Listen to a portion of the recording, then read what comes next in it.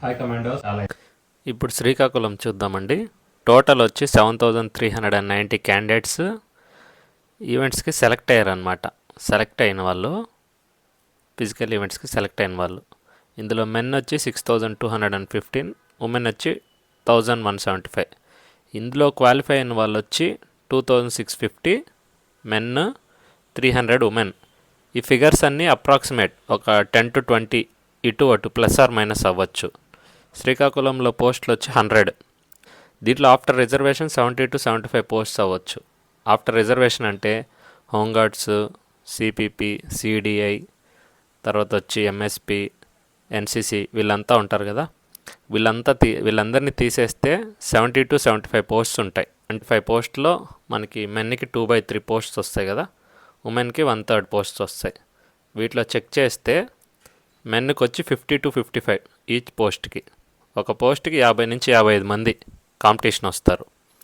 ఉమెన్కి వచ్చి 12 నుంచి 14 మంది కాంపిటీషన్ వస్తారు.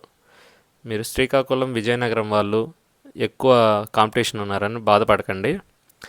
మీకు అన్ని డిస్టిక్లో పోస్టులు ఉంటాయి కదా, అవన్నీ ఓపెన్లో టాప్ పోస్టులు మీరే కదా కొట్టేది. సో బాగా ప్రిపేర్ కండి. Srikakulam, Vizianagaram all the best మీకు స్పెషల్గా.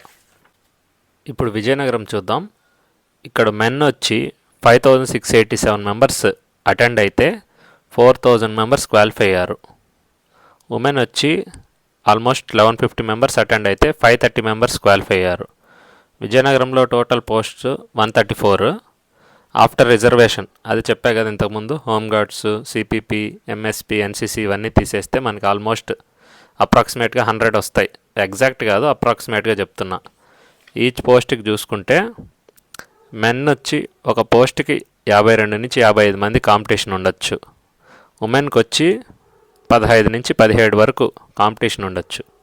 సో బాగా చదవండి. ఇక్కడ విజయనగరం, శ్రీకాకుళం వచ్చి కాంపిటీషన్ ఎక్కువ ఉంటుంది. నెక్స్ట్ వచ్చి చిత్తూరు అండ్ తిరుపతి అర్బన్ ఇద్దరికి ఒకే చోట జరుగుతాయి కదా ఈవెంట్స్. చిత్తూరులో టోటల్ ఇన్ఫర్మేషన్ ప్రకారం అటెండ్ 5238 మంది ఈవెంట్స్కి అటెండ్ అయ్యారనమాట. మెన్ వచ్చి 4250 మెంబర్స్ క్వాలిఫై అయ్యారు. ఉమెన్ వచ్చి 990,000 అనుకోండి.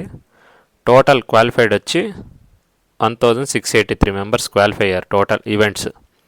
ఇందులో మెన్ అప్రాక్సిమేట్గా 1480, ఉమెన్ 200 అప్రాక్సిమేట్గా.